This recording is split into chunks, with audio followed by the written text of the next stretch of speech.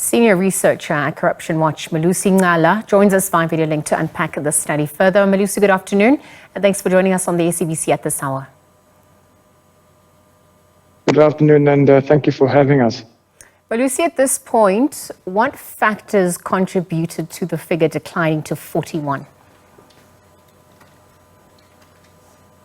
When you look at the South African context, is that, we do and are currently working on a good anti-corruption infrastructure, but it's the independence of these infrastructure that is quite concerning.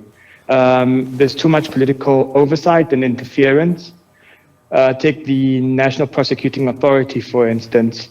It's short resources, but also there tends to be a lot of meddling by politicians. So those factors lead to distrust in institutions, particularly those in law enforcement.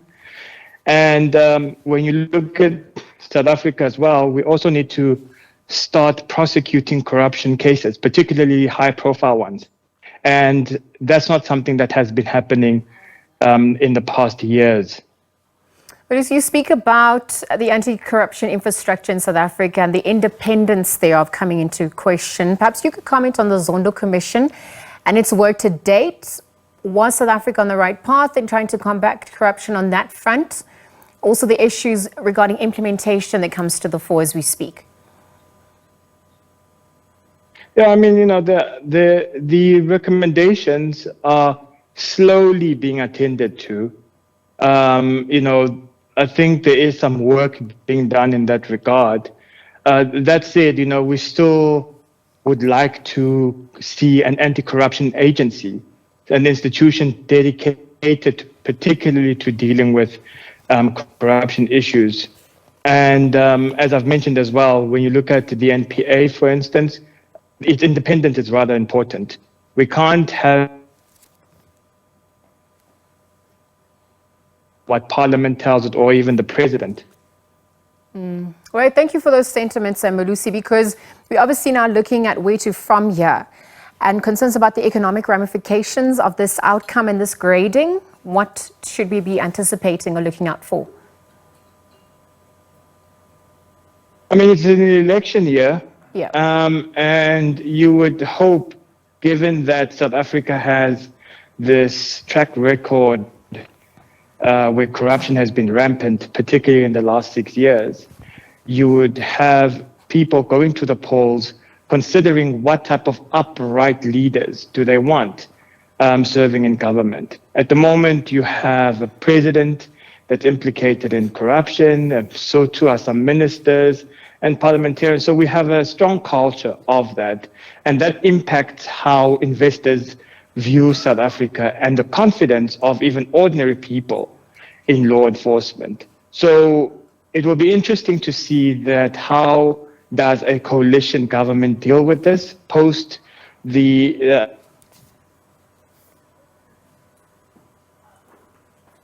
Well, speaking about dealing with the matter, Melusi, we did seem to lose you there. Let's see if we can get you back on.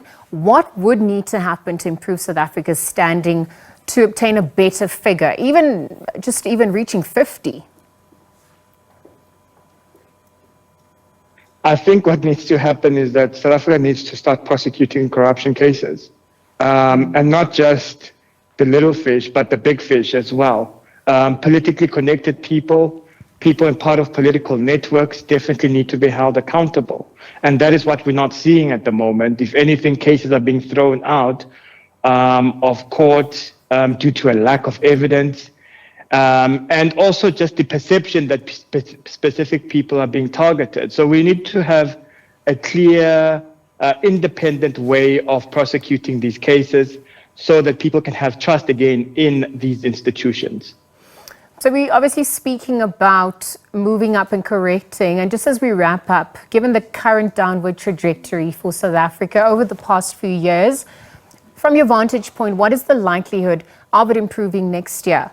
Or will it continue deteriorating, particularly that we're in an election year this year? Yes, that's just the point I was trying to make. I think I got cut off at that. It is an election year. And it will be interesting to see what the seventh administration, given that it will be a coalition government that's predicted to take over. And, there's going to be a lot of to and froing amongst political parties. And you'd hope that the issue of corruption will be prioritized as something that needs to be resolved, not as a bargaining tool where people will be given favors or get away with murder, so to speak. So it's important that when people go to the polls and elect officials, that they consider all of these factors and they think about who is actually upright. At the moment, we have people, particularly this crop of politicians in the sixth administration, from the president, ministers, and some parliamentarians being implicated in serious corruption scandals. Well, we're monitoring developments from here and too, and we'll keep asking the questions, more questions and answers at this point. Melusi, but thanks for your time on the SABC at this hour. We'll leave it there. Melusi Ncala is a senior researcher at Corruption Watch.